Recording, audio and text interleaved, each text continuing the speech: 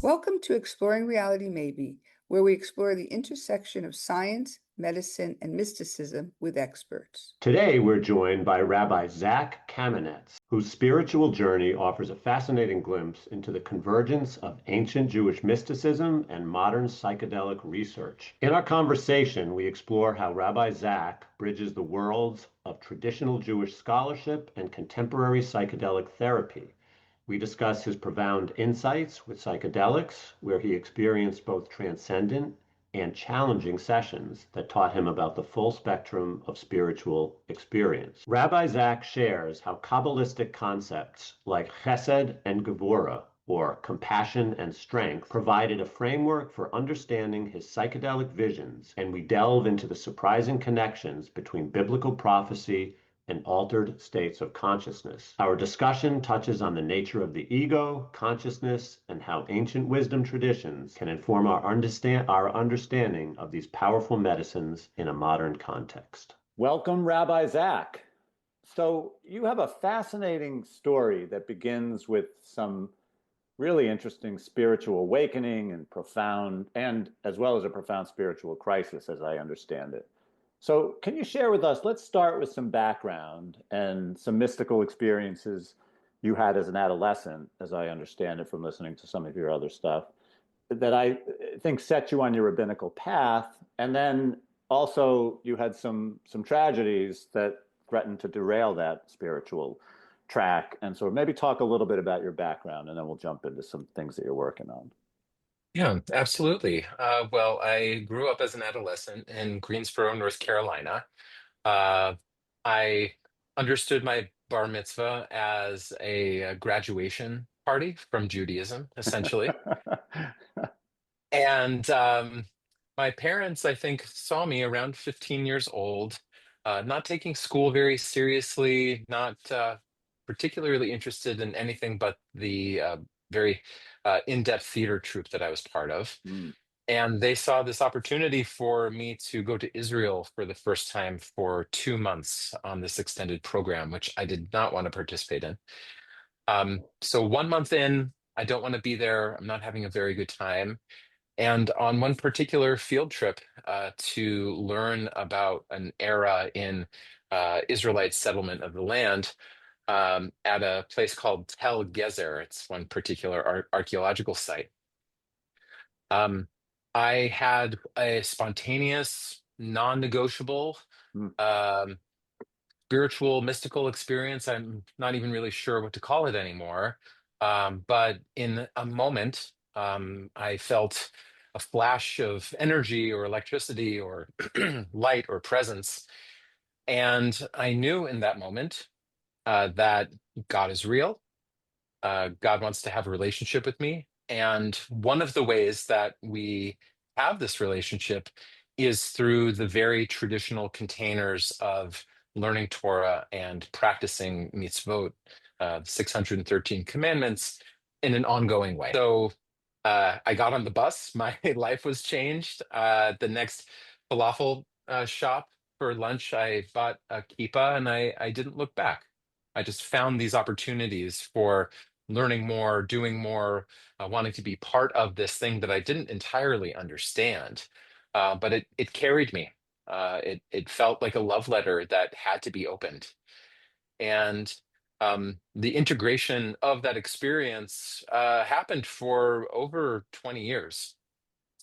Right around the time, right after I got married 11 years ago, we immediately tried having children, my wife and I, and rounds of IVF, excuse me, two tragic rounds of IVF that did not result in pregnancy. And it was those 2 years where the psychosocial pressure, the unwanted advice, the rounds of embryo transfers that didn't take. It really felt like it was ripping my soul into small pieces. And slowly, unexpectedly, as unexpectedly as it came in, I really just felt my spiritual life, my spiritual depth float away. And it was sad.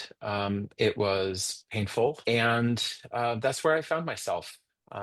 Thankfully, thank God, we had a successful third round of IVF. We have two beautiful children. And but what I learned from that process is a deep reverence and understanding for a life without faith, a life without that intimacy with divinity, and I hold that very, very sacred now. It's such a vulnerable place to be spiritually, and that's such a loss. And you had to go on faith that perhaps it would work in the future, but that's also an unknown, how life unfolds. We can't live in our agenda, right? And Mhm. so, how did you go from that dark period, feeling like your spiritual life was had dissolved, to becoming reconnected to it and also connected to psychedelics?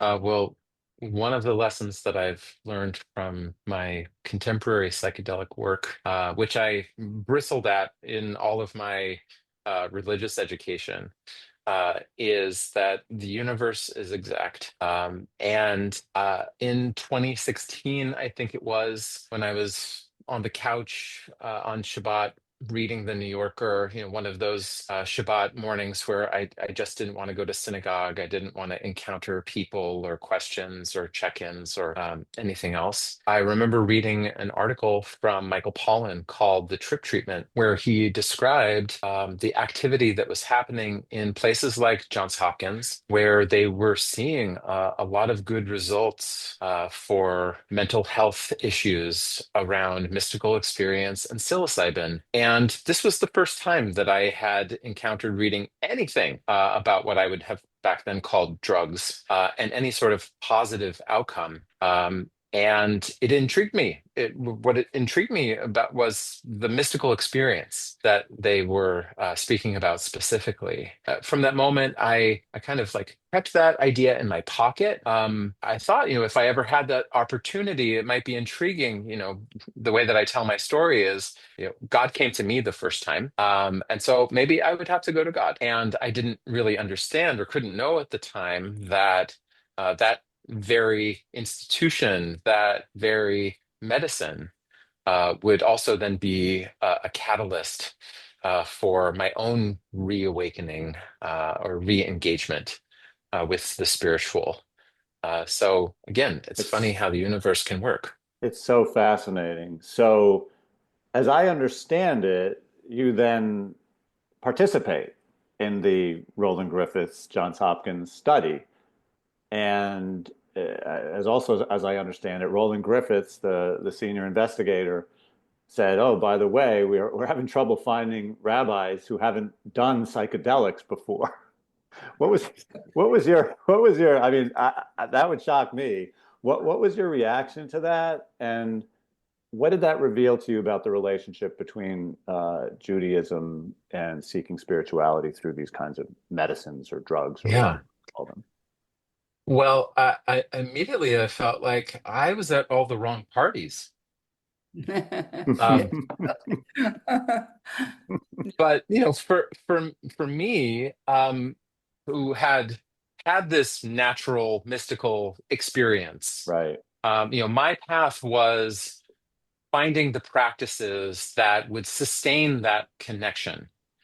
So, eventually going to Minyan regularly, praying with the community, learning Torah regularly, immersing myself in a yeshiva setting, full-time learning situation.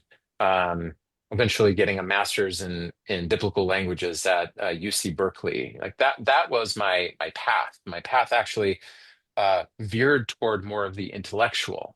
And whether it was happening around me or not, I just hadn't paid it any mind. Um, but when Roland shared that with me, it was shocking first that so many rabbis had uh, enough desire to do this and that none of them actually could pass the screening.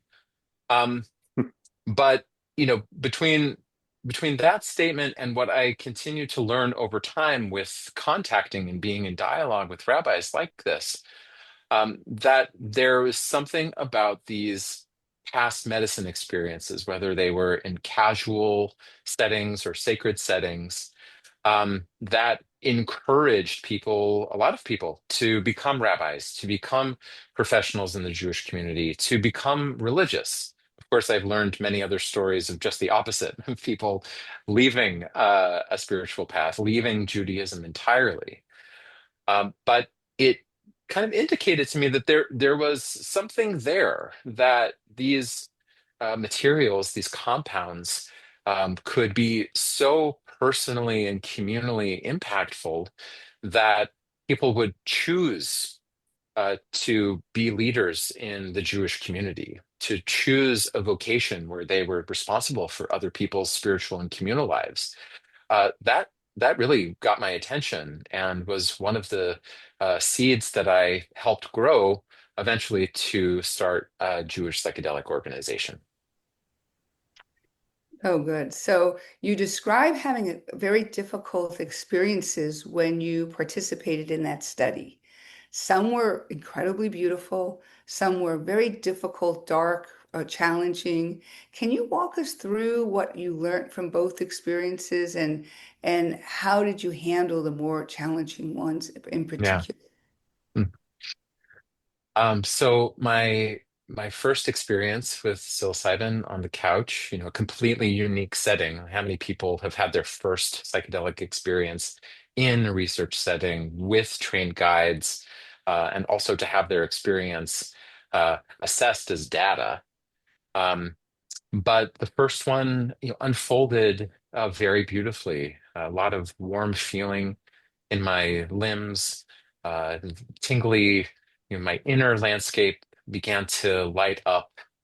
And what unfolded felt like a series of vignettes, also accompanied by the music. You can look up the Johns Hopkins psilocybin playlist on Spotify.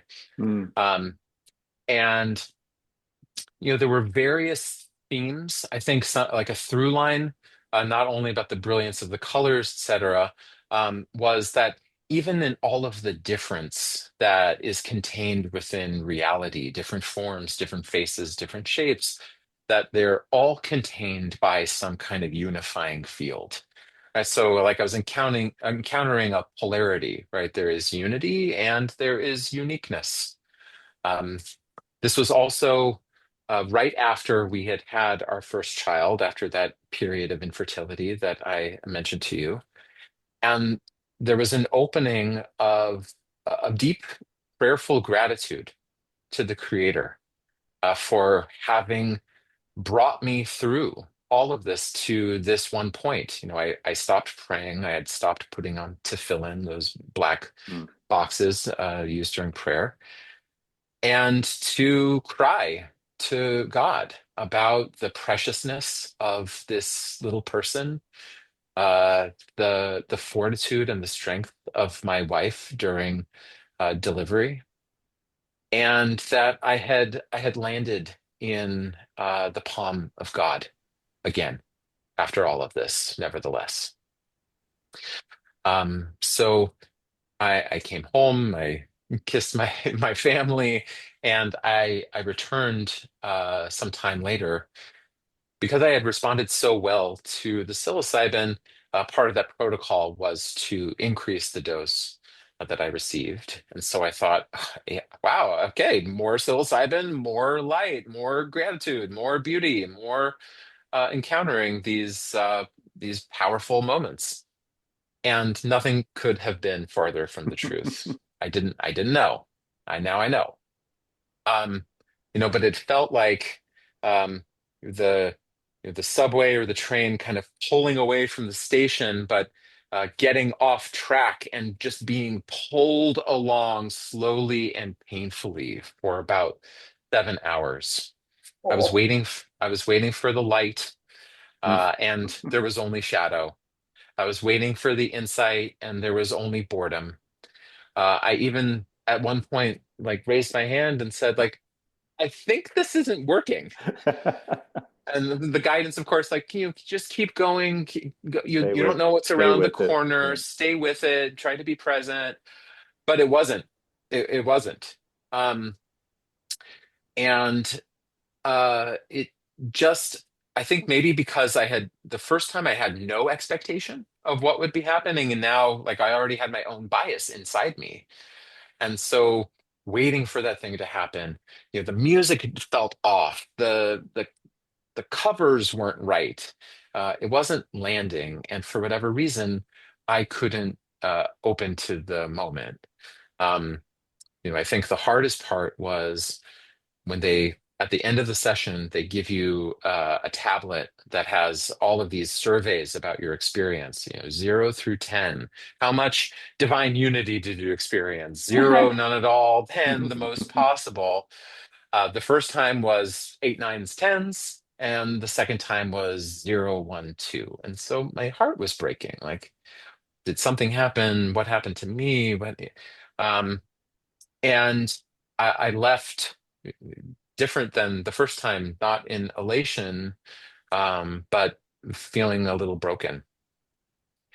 And it was only several months of my own integration where I had juxtaposed these two experiences together and eventually found kind of that polarity again. The light and the shadow, the fullness and the emptiness.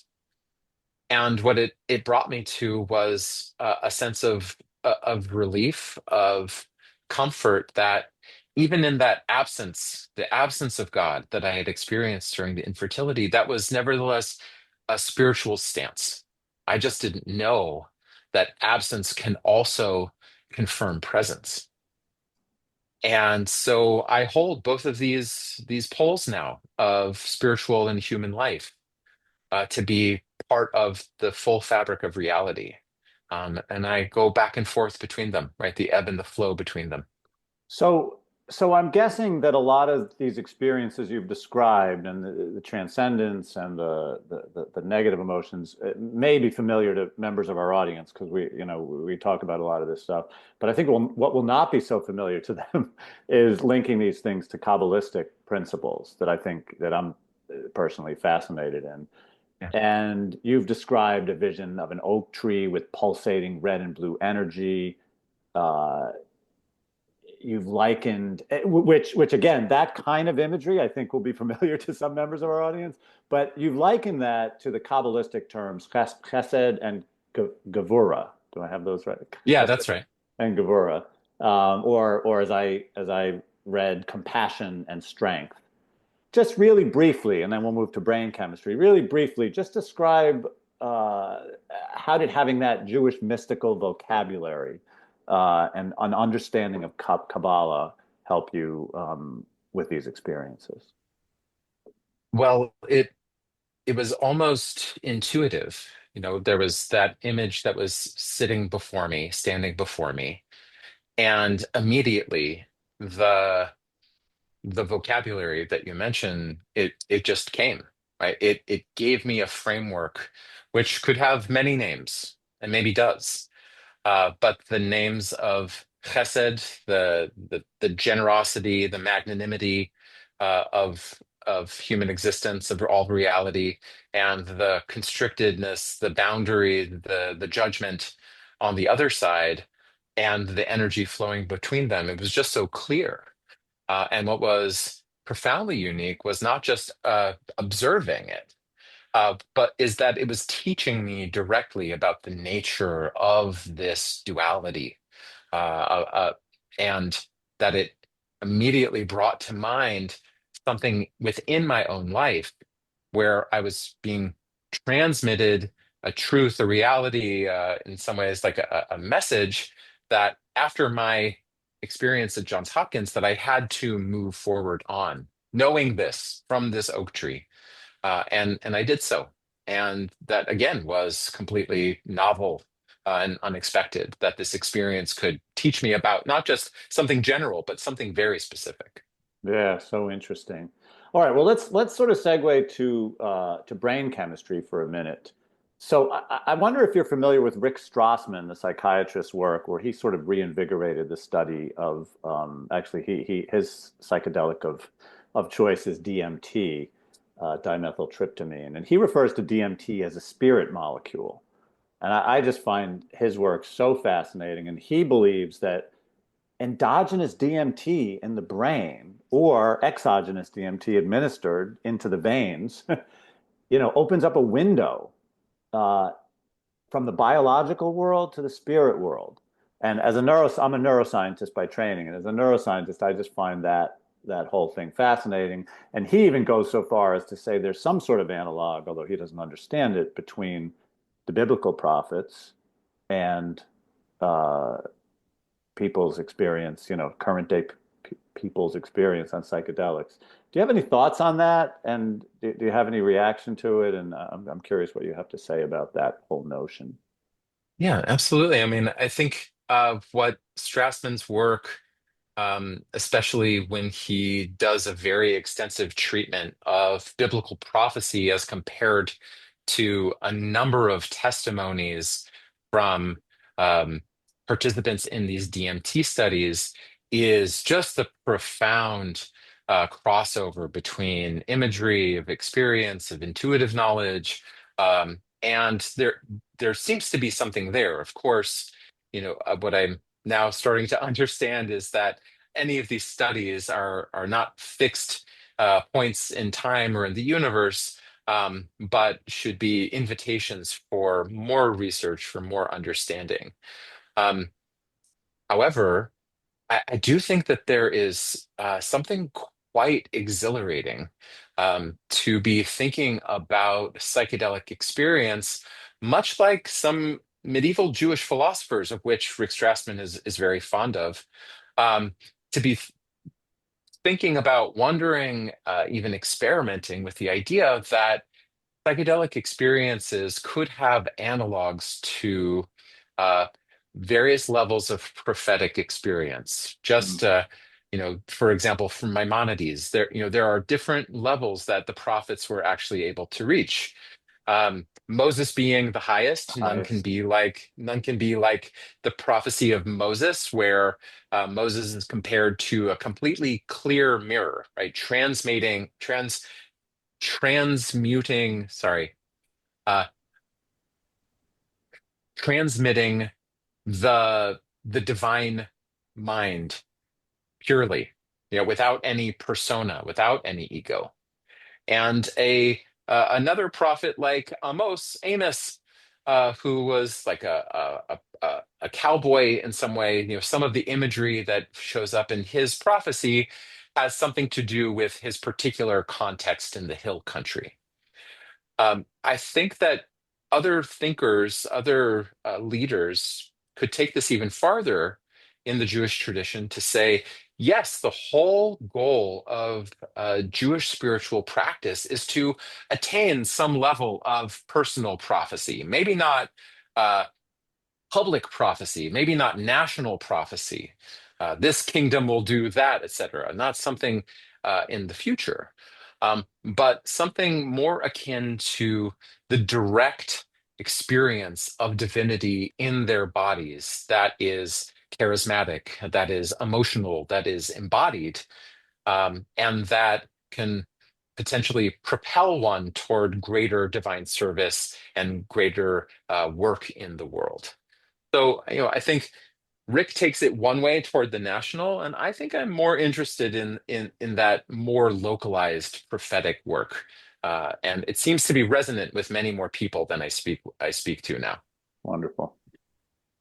Yeah, and so this is so interesting. I can't come from a different tradition of, it's basically a Indian tantric tradition of Kashmir Shaivism, and my teacher in that tradition had that kind of um, in the moment present experience without the mind, intellect, and ego engaged. And so we do wonder, like, across history, across millennia, the individuals who were able to experience reality without that veil, the sheath, the covering, the some people call Mhm. it Maya, but it's actually a sheath of the intellect. And so I'd like to explore your perception about the relationship between a normal waking consciousness, um, or a special type of consciousness. William James wrote that our normal waking consciousness is but one special type of consciousness. So based on your experience and your work with others, how do you think about the different states of consciousness that psychedelics can reveal? Like, do you think through your experience that you've accessed in yourself that there are conscious states that are there already, or conscious states that are new? Uh, I don't even have to bring in psychedelics to know that this is the case. Of course, it can help and it can quicken the experience. But we have all over Jewish mystical literature, um, even non-mystical literature, that there are levels of reality that we are able to participate in all of them. And some of the more uh, esoteric, it takes time to build up toward. It says like the person who wants to understand the secrets of the Merkava, right? The tradition that wanted to understand the knowledge of God's throne.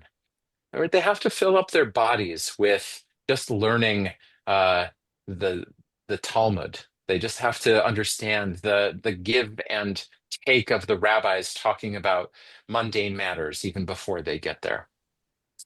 But in the Jewish mystical tradition, for example, from one of my teachers, Melila Helner Eshed, she describes in the book of the Zohar at least three main types of different consciousness. There is one that she identifies as what she calls rose consciousness, this idea of the multiplicity of creation, right? The lover's embrace.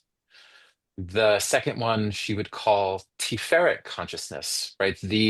Uh, the network of connectivity between all things, which is being balanced and brought together by a central node.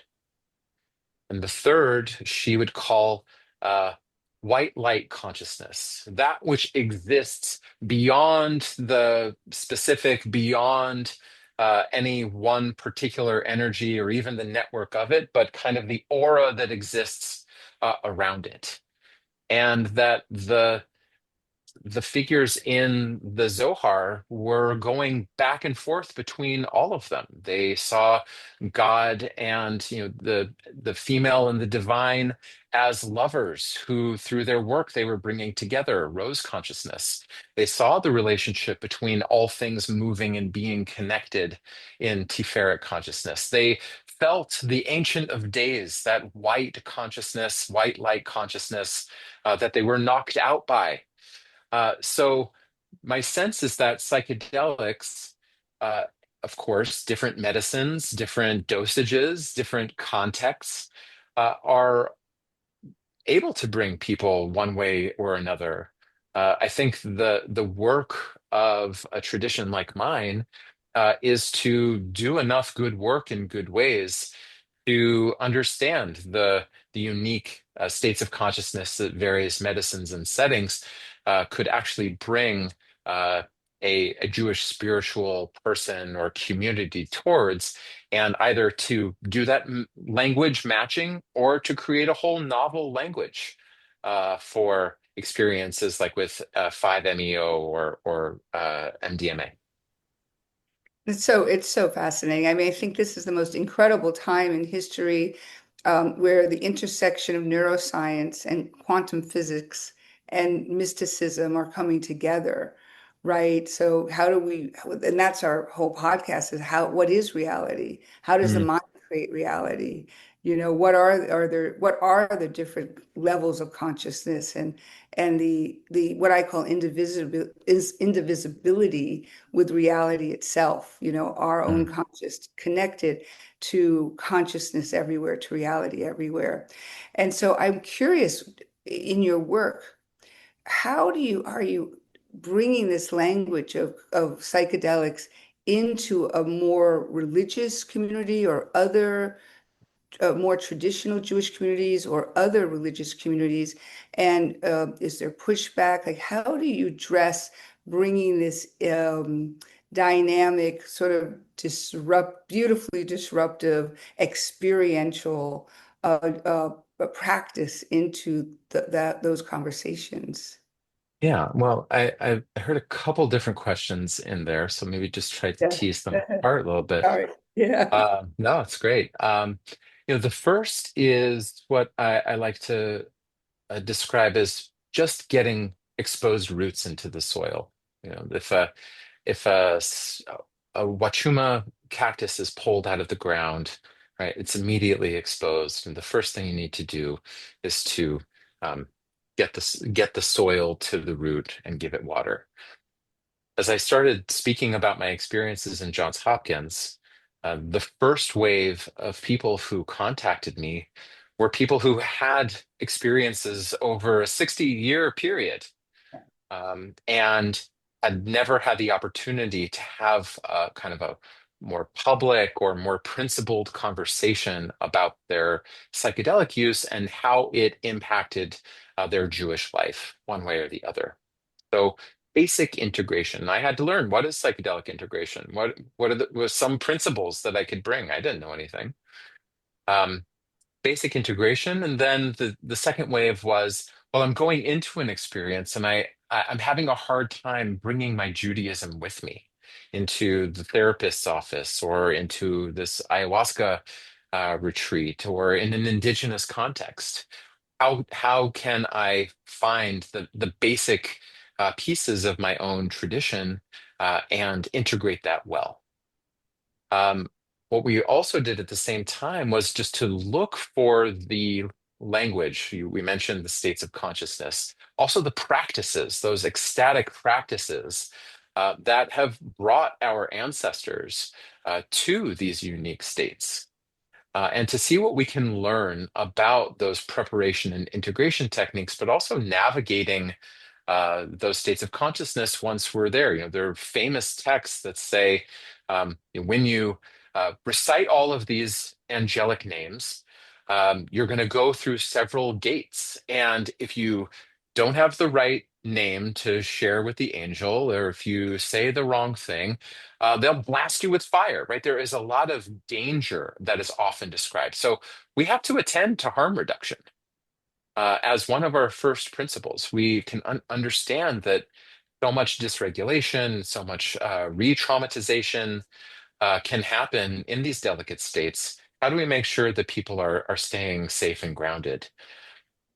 And then the third, I think now, is that we want to kind of have our arms holding the entire picture, right? The integration, that's a dayenu, right? That's enough. The preparation, that's a dayenu, would be enough.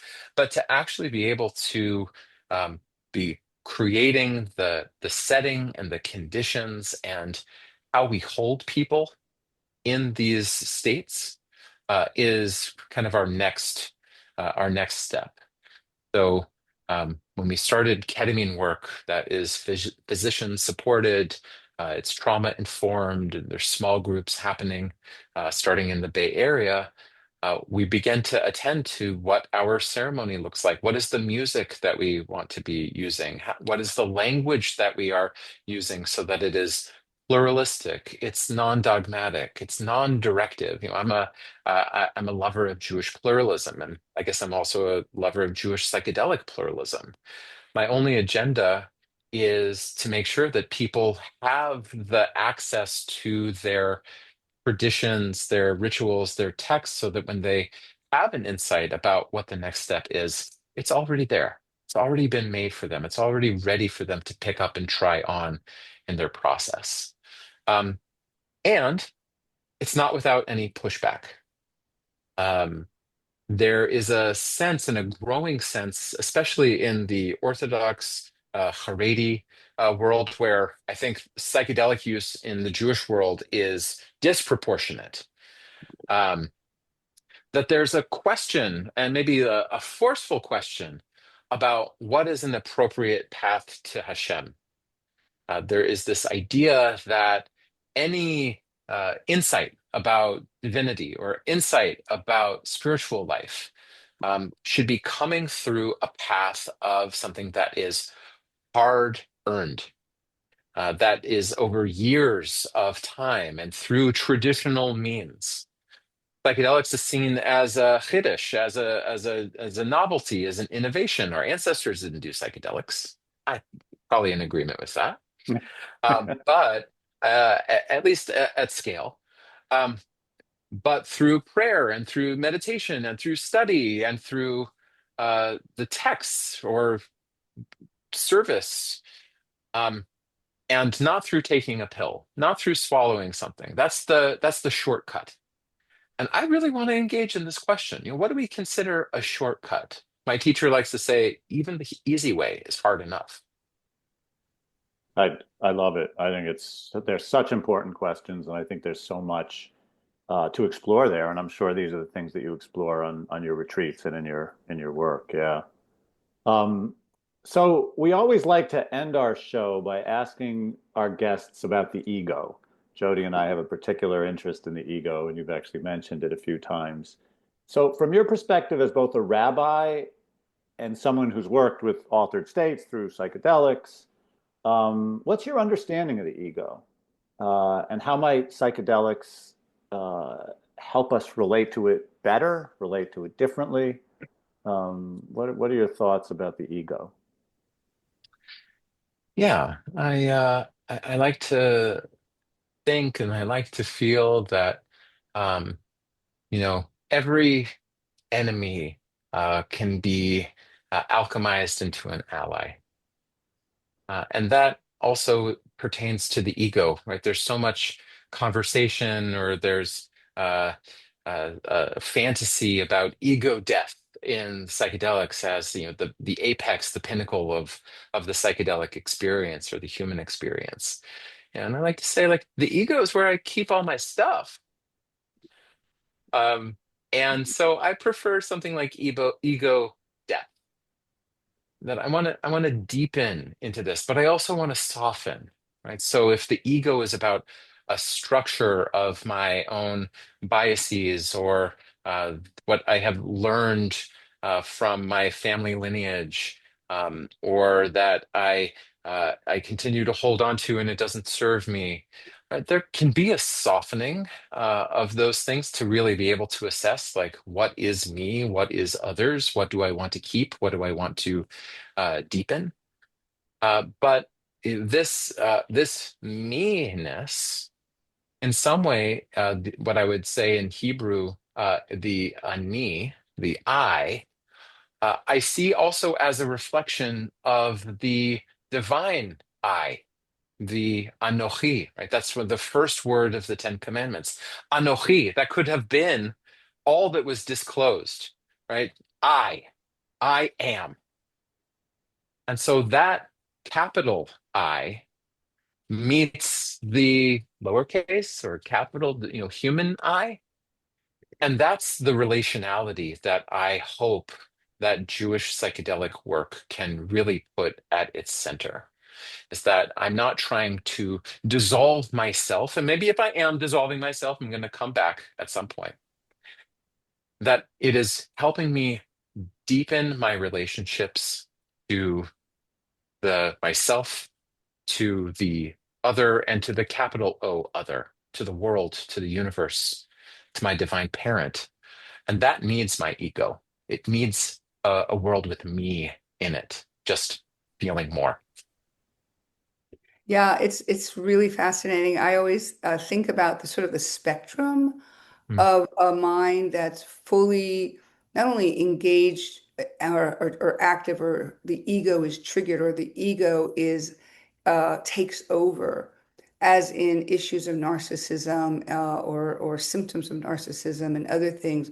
From that extreme engagement of the mind, intellect, and ego, all the way to the other side of the spectrum, which is this expanded consciousness where the intellect isn't engaged. It's like the nullification of the ego, even sometimes the self, mm, the small self disappears. mhm, And of course, some of the medicines can actually give a person that experience of a ego death and a quality of notness. And so I think you're describing that, and I think it's a valuable experience that psychedelic brings to that experience. Yeah. Well, So this this, was yeah. wow. Yeah, this was wonderful. Yeah, this was really great. And I have this interest in the intersection between Judaism and mysticism, and this really scratched that itch. I think Mm. I love this discussion. I just wanted to ask a rabbi, what's next for you, and what would you like our listeners to do to get to know your work, support your work? How can we be supportive? Thank you. Well, just this past year, we have launched ongoing programming, start in person, starting in the Bay Area, prayer circles, breathwork workshops, and these ketamine circles. And we're going to be adding more opportunities for integration and hopefully more opportunities for conscious community service as an integration practice, right? It's not just cosmic navel staring, gazing, but going in order to serve out. Another big step that we have just taken just this past week is launching our first retreats in Oregon to access their legal psilocybin framework, um, bringing Jewish leaders, Jewish community leaders, who, since COVID through October 7th, the war and the tragedy in Gaza and Israel, um, a week of psilocybin retreats held in a Jewish spiritual container in order to hopefully, please God, increase resilience and greater devotion and determination to serving the Jewish people and humanity in a good way. And coming soon, we will be publishing our population study that we have run with Emory University called Jewish Journeys to have real data about what Jews are doing, what they know, what they don't know, and what they need with regards to psychedelics. So that should be really exciting. People can check out what we're up to at www.shefa, SHEFA, flow, FLOW.org, to check out our online uh, programming that's happening also in Brooklyn and in the Bay Area, and to support the work that we are doing as we move forward, not only for our community, but to share what we know with other spiritual communities that are coming online to this work as well. Well, thank you so much for taking the time with us, Rabbi Zac. We appreciate it, and we look forward to hearing what's next from you. Thank you so much. Thank you both. Thank you for your time, Zach. It was amazing.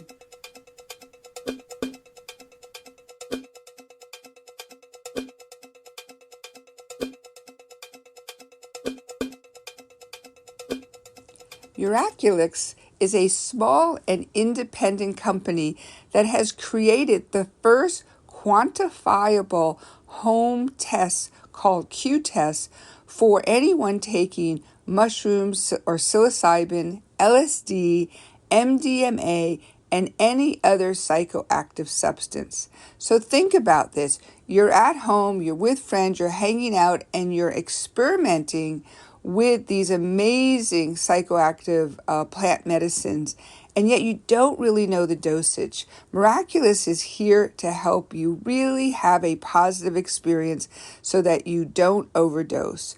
Created by Dr. Felix Bell of Germany. Please go on our show notes and order this package. They're now available in the USA, and we couldn't be more excited to represent this home kit because we want you to have a truly positive experience with psychoactives to explore your own reality and the way these psychoactives can help you in your life.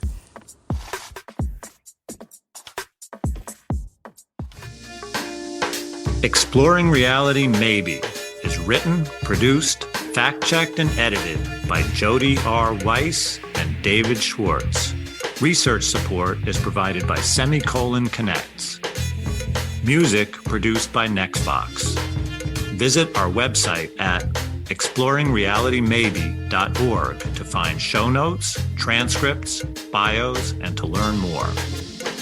If you like the show, please visit our website to donate.